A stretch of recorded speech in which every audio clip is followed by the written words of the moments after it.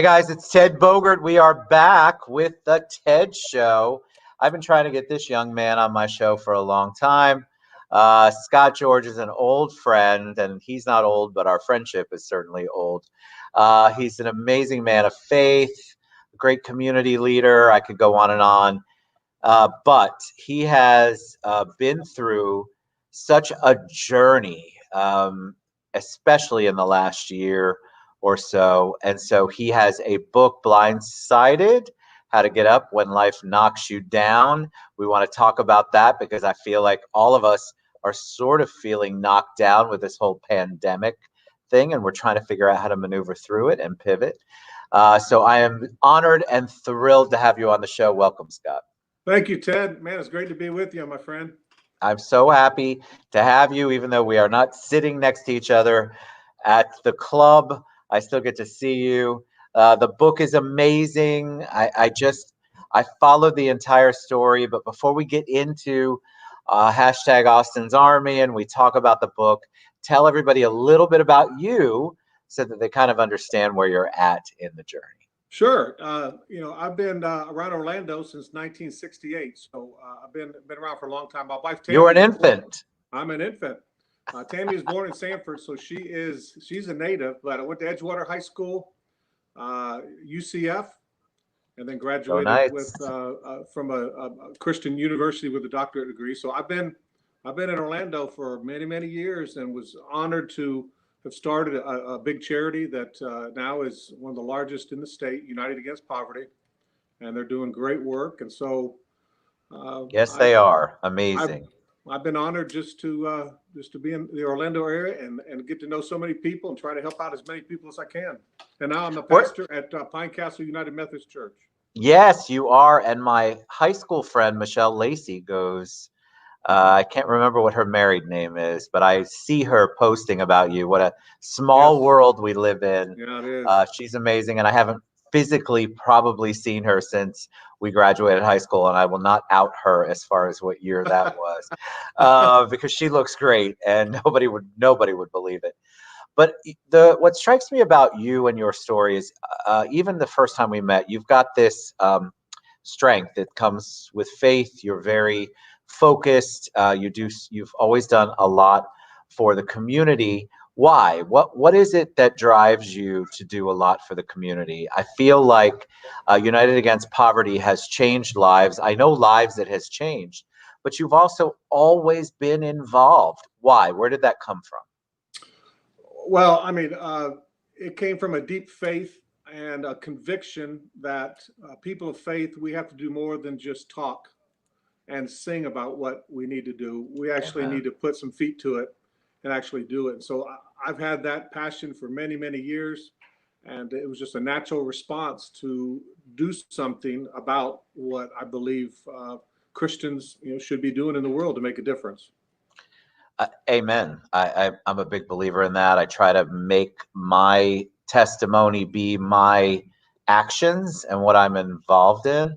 Yes. And so it can be a challenge in this crazy world we live in, especially this pandemic world we live in. But it's so important for us. You give back a lot in the community. And I think what's fascinating about your story, and so let's take a deep dive. You got blindsided. There is no better word to describe what happened. So for those people who don't know the story, tell them a little bit about what happened. Yeah. Life was really good. I've got 4 beautiful kids. I've been married for 35 years. We've been through normal ups and downs, but I would say by and large, I was living a pretty good life and no complaints. Live in Maitland, started the charity, a pastor of a church. I've written 9 books. I get to travel the world. I get to speak and help people all over. And life was good. Those T-shirts that are real popular, life is good. Yes. And I believe in that. And in fact, I've got a few of them. But Ted, like on September 14th, life no longer was good. And our son was in a tragic accident. And in a matter of seconds, my life and our lives dramatically changed. He was in the Keys. He was at a bachelor party. and he jumped into a pool and hit his head, and he was unconscious for 52 days. We left Orlando that night. My wife packed a bag and we got into two cars, and my wife Tammy didn't come back for 11 months. Wow. She lived in Miami. We lived in Miami. We lived then in Atlanta. And I mean, Ted, I'm telling you, our world got just turned upside down in an instant, and life was no longer good. How did you change? Because here's the thing I noticed immediately when the news, when you posted, because you guys had to have a family choice, right? You had to choose how much of this you were going to share, what part of the journey you were going to put Mhm. out there. And at some point, you must have made the decision as a family to go, you know what? Everybody needs to hear this. Everybody's asking me. I need to put it out there. And you became incredibly prolific about sharing your journey on social media. Yeah, well, because we're such a public family, and we were getting bombarded by so many of our friends. And Ted, I must say, in the early days, you were one of those guys who was texting me and telling me that you were praying for me, and it was huge. And we had to communicate. There's too many people to do it one by one, and so we just decided to be vulnerable and open. And it was raw, and it was ugly, and it wasn't pretty, and it was hard because I'm a very positive person and I want to encourage people. And the last thing I want to do is bring people down, but we had to be brutally honest with where we were as a family. And we were down in Miami, and it was not good. Several times, Austin was just, I mean, so close to death. I mean, he had pneumonia, he had blood clots in his arms that were heading to his heart, and it was just brutal. And it was the prayers and the thoughts and the community that just stepped up and just breathed life into us when we had no life. We were hopeless, we were desperate, we were alone. And it was the people that we had poured into and given to and helped all these years that just stepped up, and it made a huge difference in our situation. I felt immediate, there was an immediate embracing of the George family. I feel when you first started posting on social media, which I know is not the easiest thing to do when you are going through it, and then you're questioning whether or not is Austin going to make it? Where are we at? What are the setbacks? And you shared every single one of those.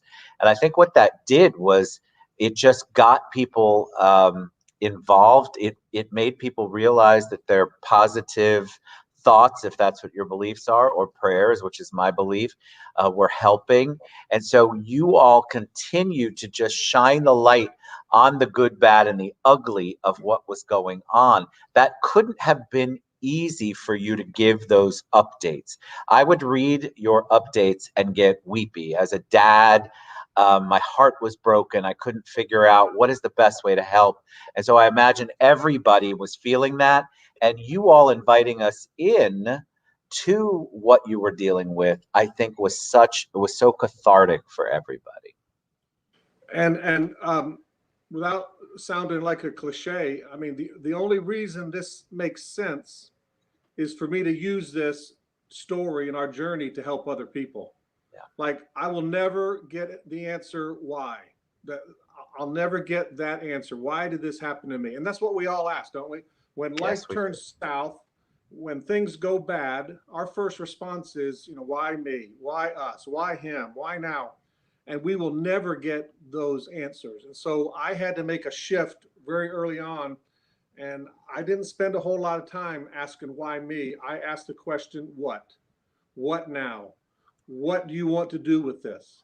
What do you want me to learn from this? And when we made that shift and I was able to communicate that to so many people, it helped change the perspective. And now the reason I wrote the book Blindsided was to help people, because Ted, people are getting blindsided every single day. I agree. They get divorce papers unexpectedly. They lose their job from COVID. They get laid off. They go through a relationship issue. And when you get blindsided, it's really not the question of if. If you're living, you are going to get blindsided at least once in your life. And when you do get blindsided, how do you respond and what do you do? And it will either make you or break you. Great. And this situation certainly broke us internally, but it made us stronger and healthier. And we want to help more people. Well, the break itself, I know. You are going on trying to figure out things that even the doctors didn't know in the beginning, which I loved that you shared that, because people obviously immediately they want to know answers. They want to know the why. I can't tell you how many people reached out to me when you announced it and said, "What happened?" Well, you know what? I didn't know all the details, but what I encouraged them to do was pray, send positive thoughts. And I knew eventually, based on your posts, that you would share the journey, again, good, bad, and ugly, about the journey, because you all, Austin is well. Yes. Um, in the beginning, there were days when you would post, and Stacy and I would talk to Stacy, my wife, about it. I'm like, oh my God, this is a low. We need to pray. We all need to get Yeah. together and we need to figure this out, because there were moments where you all had setbacks. This wasn't an easy journey for you or truly for Austin. No, no. And like, I'm a professional. I deal with people who get blindsided every week. Somebody in the community, somebody at church, somebody gets blindsided. I know, and I knew how to handle other people getting blindsided. But now, for the very first time in my life, Ted, I was blindsided, and it was so bad. I couldn't even face Austin in Miami. It was so bad as a dad. I couldn't even sit and face him. I had to sit behind him. And those posts and those hymns that I wrote about, and the communication was all sitting behind his bed, because I couldn't even look at how bad my son was. But out of that, people related to that, and people responded to that, and their prayers and their support gave us strength and hope, and we're so grateful for that, and that's why we want to help more people. So I wrote the book Blindsided to help people, to give them hope. So it's one thing to experience that. It's another thing to basically relive it when you're writing it again. So there's a certain torture involved, cathartic but torturous, because you're having to relive those moments again where you felt, we all feel it, hopeless. We're not sure where this came from. We all want to ask, why me?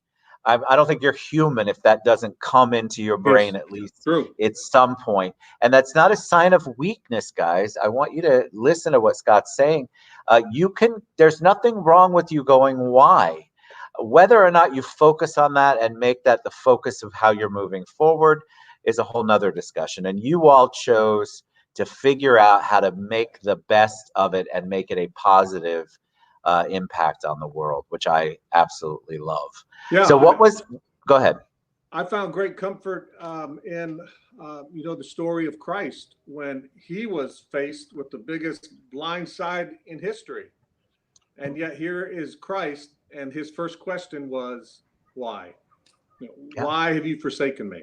So correct. if he's able to go through that, then it's okay for us to ask the question why.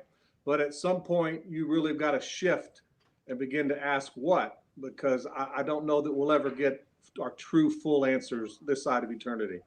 So I try to focus on, okay, how can I use this to be better? And a lot of people cautioned me. They were like, "Oh, this is too soon. You can't write a book in a year." And for me, it was very cathartic. For me, it helped me to stay focused, and it helped me to accurately remember what was taking place.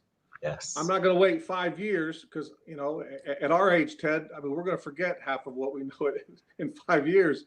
I had to remember the details of what was going on. And so for me, it was healthy. And since I've already written 9, I've got the system in place where I'm able to do that. But this is a book that you never want to write. This is bittersweet. This is not, there's no joy other than knowing that somebody's going to get help from what we've been through. And so update us on Austin. So Austin had a tragic accident. It was touch and go. Guys, when you read the book, when you look at Scott's posts, It was touch and go multiple different times. So much unknown, so much not understanding, because honestly, the doctors didn't know. There was so much that you all were going through. So tell people where we're at now. Where's Austin at now, and how is the family doing? Well, as I said, we were down in Miami. He was in a coma for 52 days. Started coming out at about day 40. And then we moved to Atlanta Shepherd Center. And there he went through great rehab. And what a great center they are there in Atlanta. And then, we started to get ready to come home. And the crazy thing was we came home March 1st. And that was right when COVID started to really break out. And that was really, really good. We all needed some downtime and we needed to get away. And so we just came to Volusia County and stayed for several months and just checked out and rested and got wind in our sail. And Austin has done really, really good. He's doing good.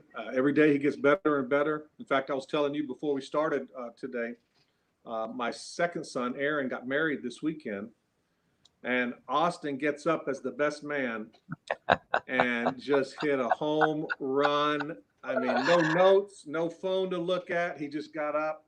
And I mean, when he was done with his toast, I mean, the whole room stood, and Tammy and I are crying, and Aubrey's crying. And it was such a celebration because that was a glimpse of Austin. And Yes. He's getting better, and we're delighted with that. I'm so happy to hear that. One of the things that I thought about when I was reading through the book is you're a lot. I'm a lot like you. I don't. People come to me for help, and it is not the norm for me to ask for help. So you got put in an immediate position where you would have to depend on the people that care about you. What was that like? Very, very humbling. And I was not comfortable with it at all. But people reminded me of how many people over the years that we had helped, and we had sowed seeds, and we had given, and we had established a charity that is continuing to this day to help people. And so I was just amazed. I mean, John Rivers from Four Rivers stepped up and they set up their foundation and helped us, and people gave. And Kate Santek wrote a front page article in the Orlando Sentinel, and companies and churches, churches that have ministries of women sewing blankets and sending us blankets and gifts. And it is truly amazing. But I was not comfortable with it, Ted, because it's just very, very humbling. But yet it's a circle of life, and it's a ripple effect. And Yes. What you give, it comes back to you. And we were able to receive it. And we're not going to hang on to it. We are already scheduled a time where we're going to go up in December and go back to the Shepherd Center, and we're going to take Austin and our whole family. We're going to drive up, and we're going to spend a couple days up there, helping people and blessing them, and giving them a copy of my book and giving them blankets, because last Christmas Austin was in ICU and he was going through his second surgery. So we know what it's like to be in a hospital on Christmas Day and Christmas Eve. And we want to make sure that those families that are up there now, they know there's a little bit of hope. And I'm hoping that when they see us and they hear our story, that they'll get just a little bit of hope, because it is a hopeless situation when you're there Christmas Eve and Christmas Day and you're in the hospital and you're not sure if your son's going to live or die. So we're gonna pass it on for sure. I love the fact that I understand it. It's very difficult to receive if you are used to being the one that people come to. When you begin to receive things when it's your time to receive, it can be very challenging. So that's one of the reasons why I asked that, because I think there's a lot of people out there that don't understand that they really do have this support system. So when it's their time to receive, receiving is also a good thing. It's not a bad thing. No, great receiving point. is good, and you have to figure out how to do it in a way that makes sense for you. But I think that people want to do things, and that's one of the things I'm sure was a challenge, especially in the beginning, is everybody wanted answers on how to help. And when you're in the throes of things like you all were, it's very difficult to step back and go, all right, what is it that I actually need?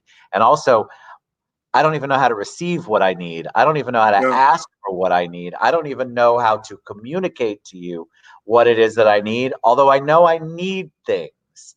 And so I'm sure it was a giant journey for you guys, but I would imagine that it does nothing but solidify and strengthen your faith. And I love that about it. Yeah. And you just had somebody pop on, which I just put up there, Nice. Enrique Aponte. Just loves you guys. What's next? What's up for you and for Austin? Well, we're just going to just keep helping people and keep giving hope. And Austin's back to work part-time.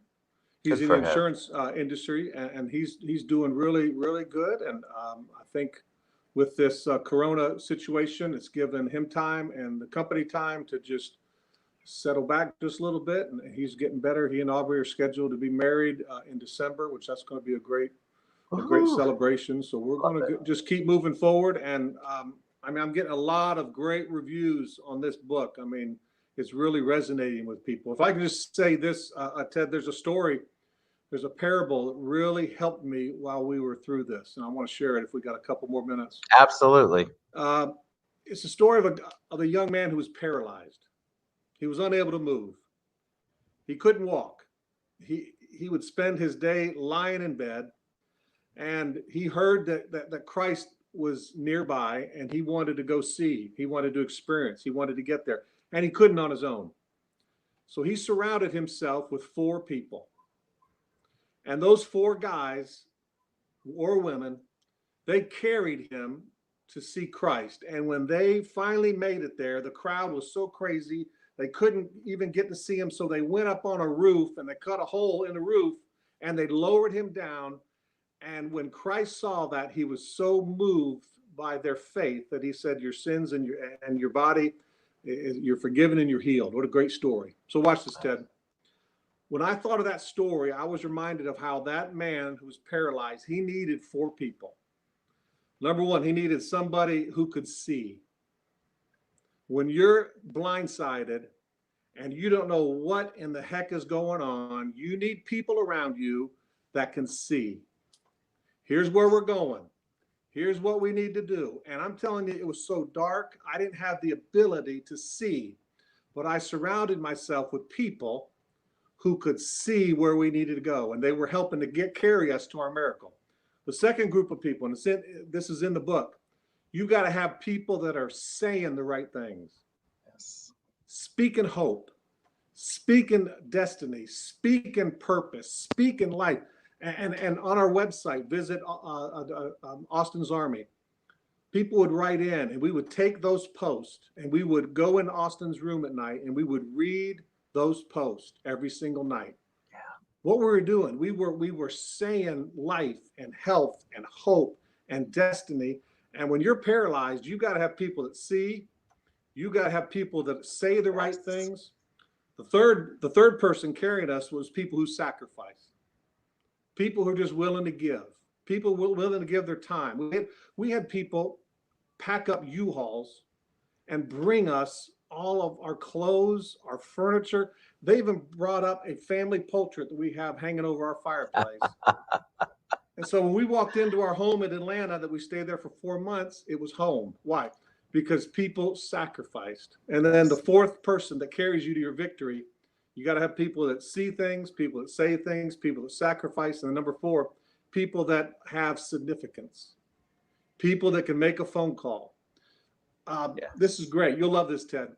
We got into Shepherd's Center because of a volunteer at the food bank down on Michigan. She knew the founder of the Shepherd Center. Wow. Her name is Judy. Judy made one call on a Thursday afternoon and said, this family needs help. Can you help them? And in 2 days, a representative from the Shepherd Center met with us down in Miami, and Austin was able to get into the Shepherd Center because of one person with significance. Beautiful. And I would just encourage all your listeners, you have got to surround yourself with people who see things, people who say the right things, people who can sacrifice, and people who can make things happen. And when you surround yourself with people like that, they will carry you to your miracle. Beautiful. Thanks for making me cry this late in the afternoon. Um, not really that difficult, but you know, that whole story will get you. I agree. I love that. I love the fact that people embraced you. They surrounded you, you and your family. And that's what it's all about, right? You have to have those people, and each person has a different role. That's why when people will say, well, there's not, think in their minds, there's nothing I can do to help. That is so far from the truth. And I want you to, if you're moved to help somebody who's been blindsided, Yes. you really, really, really do have a gift or a talent or something that you can give. Nothing is too small. People love it. They never forget it. You will never forget Never. Judy making that call. How could you? And it's always, for me, it always seems to be someone, the least expected person. Yes. Like, not, it's never what I think in my brain it's going to be. It's always somebody else. And because I'm a man of faith, I believe God makes has these people show up in my life at the time I need them. And Yes. so it's so powerful what you're saying. And I love it. You are a clear example of what it's like to be embraced by faith and embraced by the love of your community. All right. So how do people reach you? How can they get the book? How can they learn more about you and hashtag Austin's Army? Yeah. Well, our website is jscottgeorge.com, and then they can go on Amazon. And here's the book. It's called Blindsided, and How to Get Up When Life Knocks You Down. And they can go on Amazon and get it, and be happy to sign it and send it to them. And we want to use it as a tool to help people, Ted. All right. God bless you. You know, I love the George family. You guys are amazing. Thank you for coming on the show and sharing. It's just such a critical message. And there's so many people that I know when they watch the show, they will get that hope and inspiration that they need. Thank you for sharing. God bless you all. I'm Thank you, just Ted. honored to be your friend and honored to have you on the show. Bless you. Thank you again, Ted. All right, brother. We'll see you later. Reach out to Mr. Scott George. I put the website on there, jscottgeorge.com. Get the book. You'll be motivated and inspired, no doubt in my mind. All right. We love you guys. We'll see you back soon.